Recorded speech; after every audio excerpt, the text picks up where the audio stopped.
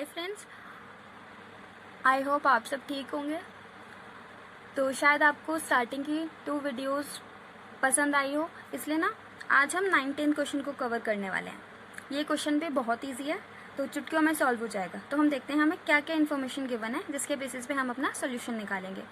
तो हमें 2 डेट्स दे रखी हैं, इनकी वैल्यूज़ दे रखी हैं ये 1 अप्रैल 2019 को 2 चीज़ें गिवन है, 31 मार्च 2020 को 2 चीज़ें गिवन है। ठीक है, अब नीचे गिवन है subscription receive during the year ended 31 मार्च 2020 3 लाख। तो हम जब टेबल बनाएंगे तो हम जब ऊपर लिख देंगे subscription receive during the year ended 31 मार्च 2020, तो हम 3 लाख वहाँ पर लिख देंगे। ओके, तो यहाँ पर हम 2 चीज़ें प्लस करते हैं और 2 चीज़ें माइनस करते हैं।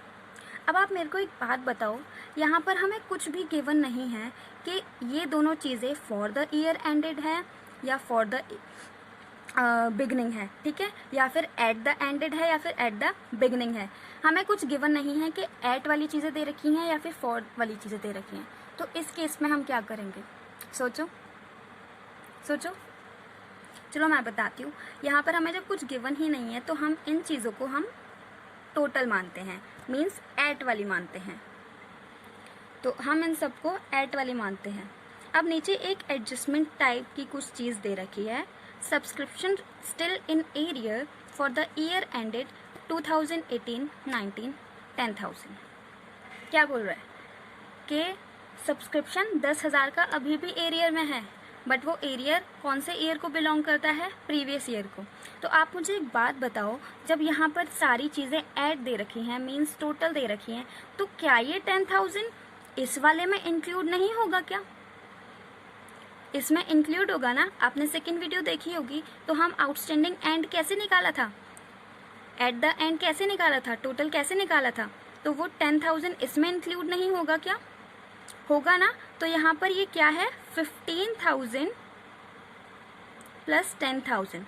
15,000 तो हमारा करंट ईयर का होगा और 10,000 हमारा ये वाला होगा, मीन्स टोटल होगा। तो ये टोटल करके हमारा 25,000 आ गया। समझ में आया? तो ये 10,000 इसी में इंक्लूड होगा। तो क्या हम इसको दोबारा लेंगे?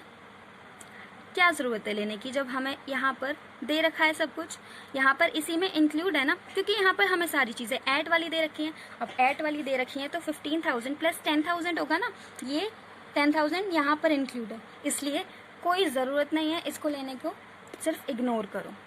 अगर यहाँ पर फॉर द ईयर एंडेड होता ना, तो हमें इसको लेना पड़ता, क्योंकि वहाँ पर हमें टोटल निकालने की ज़रूरत पड़ती, और टोटल निकालना पड़ता तो हमें ये 10,000 ऐड करना पड़ता। अब चलो हम सोल्यूशन देखते हैं कि कैसे सॉल्व करना है। तो table showing calculation of subscription for the current year, यहाँ पर आप डेट डाल देना फॉर द 31 मार्च जो भी होगी, ठीक है। अब यहाँ पर subscription receive during the year हमें 3 लाख रिसीव हो चुका था। इसमें हम 2 चीज़ें ऐड करते हैं, 2 चीज़ें माइनस करते हैं। Subscription receive during the year वो हमने 3 लाख लिख दिया, इसमें 2 चीज़ें हम प्लस करेंगे, आउटस्टैंडिंग एट द एंड जो कि 25,000 था, जिसमें हमारा 15,000 प्लस 10,000 था। वैसे ये कोई दिखाने की ज़रूरत नहीं है, बस मैंने आपको समझाने के लिए बताया है कि वो 13,000 इसी में इंक्लूड है, ठीक है, क्योंकि यहाँ पर सारी चीज़ें हमें ऐट में दे रखी हैं। एडवांस एट द बिगनिंग को हमने प्लस कर दिया 30,000। इन तीनों का टोटल करके आता है हमारे पास 3,55,000। अब इसमें हम 2 चीज़ें माइनस कर देंगे, subscription at the beginning 50,000 and advance at the end 70,000। Means in दोनों को टोटल किया तो 1,20,000 आया। 3,55,000 में से हम 1,20,000 माइनस करते हैं तो हमारे पास 2,35,000 आ गया। अब इस अमाउंट को हम इनकम एंड एक्सपेंडिचर अकाउंट में क्रेडिट साइड शो करेंगे। तो आपने देखा यार, मतलब ये सॉल्यूशन बिल्कुल ईजी होते हैं। मीन्स हमें अगर कॉन्सेप्ट पता है, हम इजीली किसी भी क्वेश्चन को सॉल्व कर सकते हैं, बस एक बार कॉन्सेप्ट समझ में आ जाना चाहिए।